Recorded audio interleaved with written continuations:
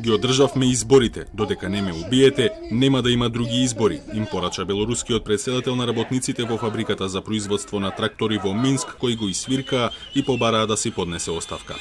Во меѓувреме повеќе вработени во државните фабрики одржуваат или планираат да одржат штрајкови во текот на неделата, зголемувајќи го притисокот врз единствениот претседател на Независна Белорусија по контраверзните избори одржани на 9 август.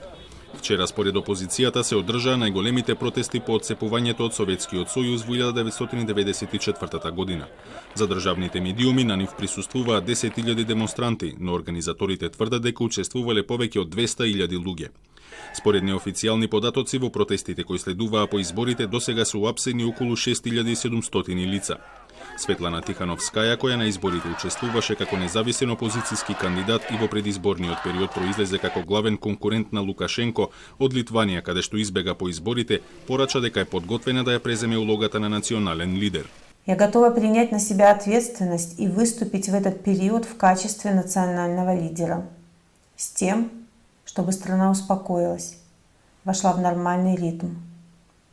Чтобы мы освободили всех политзаключенных и в кратчайшие сроки подготовили законодательную базу и условия для организации новых президентских выборов.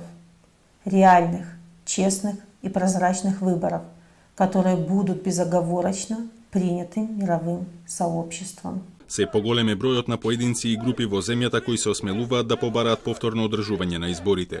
Еден од нив е и амбасадорот на Белорусија во Словачка, кој откако вчера јавно изрази поддршка за демонстрантите, денеска за западните медиуми изјави дека поради тоа очекува последици. I have a feeling that a lot of persons, a lot of colleagues, they should share my statements, my position, but of course they have fears. They do not want to be fired. Европските лидери во среда ќе одржат вонреден видео самит поради кризата во Белорусија, откако минатата недела министрите за надворешни работи на членките на Унијата се согласија за воведување нови санкции против земјата.